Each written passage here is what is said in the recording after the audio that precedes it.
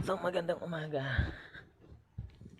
At magandang umaga sa inyong lahat. So, kita nyo naman kagigising pa lang. At ito po ay 7:56 ng umaga. Actually, kanina pa akong gising.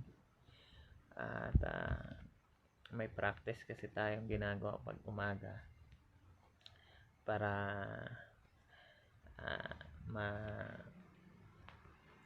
tuloy-tuloy natin yung ating buhay, no? But gusto ko mag-umpisa ng isang vlog, no? Gusto ko mag-umpisa ng isang kwento sa buhay ko kasi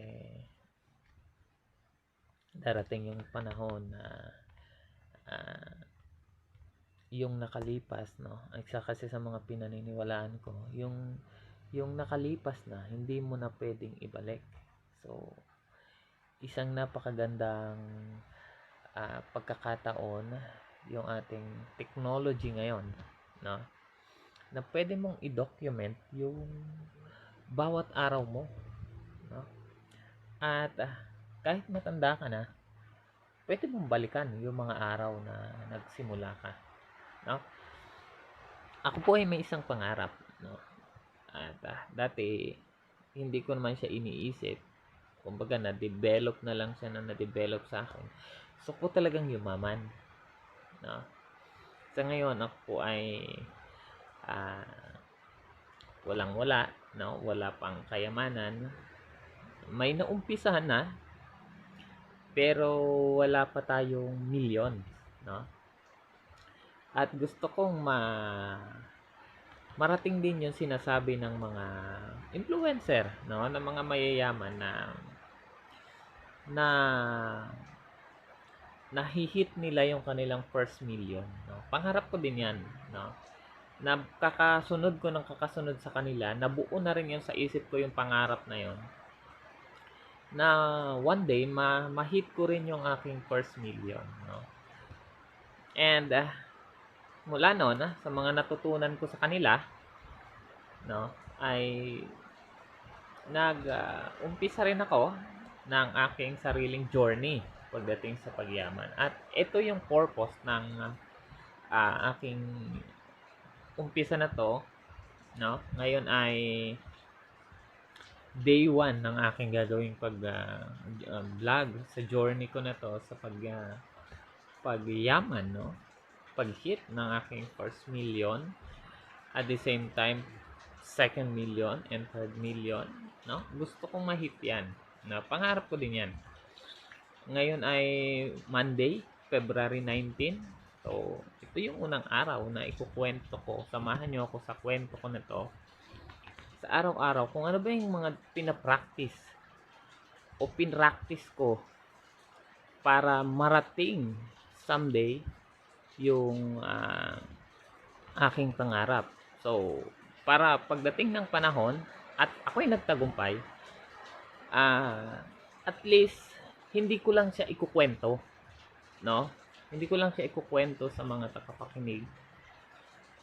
Kung hindi, makita din nila yung talagang ginawa, no, na araw-araw na journey ko. Kasi karamihan sa naririnig ko na mga pinakikinggan ko, kwento na lang nung kanilang nakaraan, no?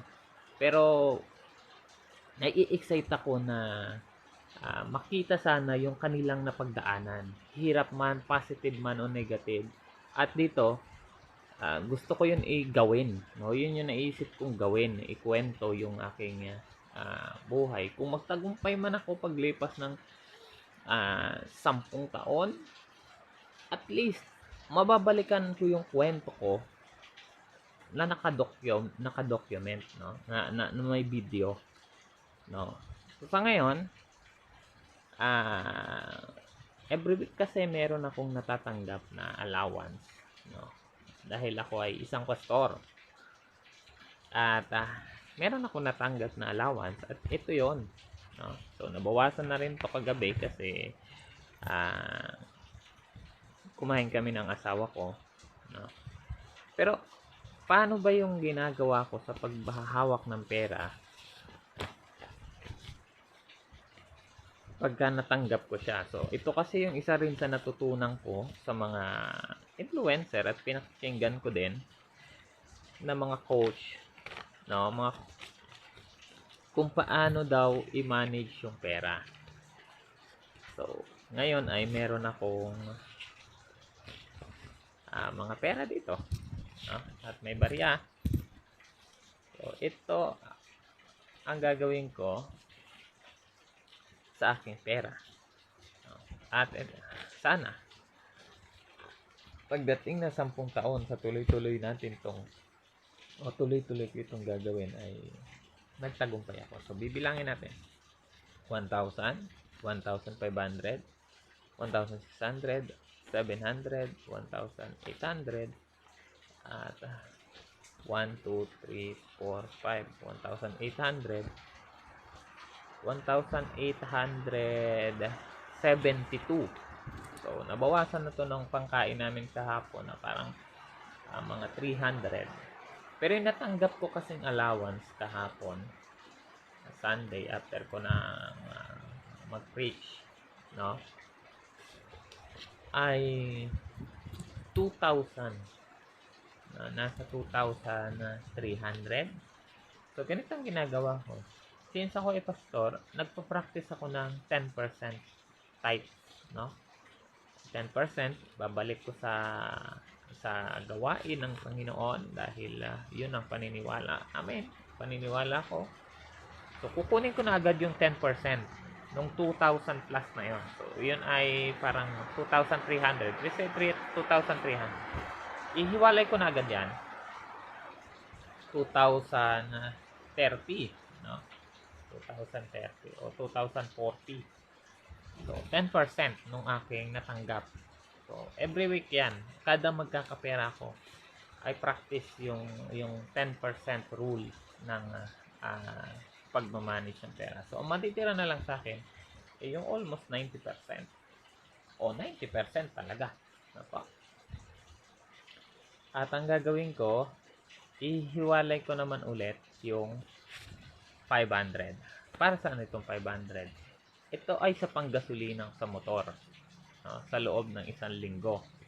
No, dahil matipid naman yung motor sa gasolina, mga lumalabas ng motor. So, 500, panggasolina ko to sa loob ng 1 linggo. So, ihiwalay ko na ulit yan.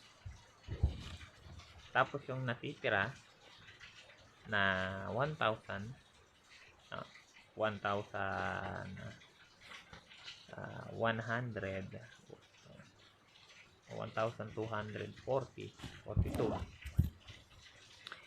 Dito ako kukuha ng aking i-invest. Isi-save for investment. At maybe hahatiin ko to. Yung 1,000 ay kukunin ko yung 500 para sa aking investment or savings para i-invest. Tapos yung matitirang 500 yun yung pang konsumo ko naman, no? Pang kain-kain, pang budget. Kasama na to. No? So meron pa akong 740 o 700, tama ba? 730 na pang kain-kain ko. So, ito yung day 1 na aking ginagawa araw-araw. No? Ikukwento ko sa inyo yung mga ginagawa ko para maabot ko yung tagumpay na yon, no? At hindi lang kasi natin yun maabot nang wala tayong ginagawa. Yun ang sabi nila sa akin, yun ang naturo nila, yun ang natutunan ko sa kanila. So, dapat meron tayong ginagawa, no? So, samahan nyo ako sa araw-araw na journey na ito ng aking buhay at nawa, no, magtagumpay ako after 10 years. At kung hindi man ako magtagumpay after 10 years, at least na ikwento ko pa rin kung ano yung pinagdaanan ko sa loob ng 10 taon. Yun lang mga guys, salamat.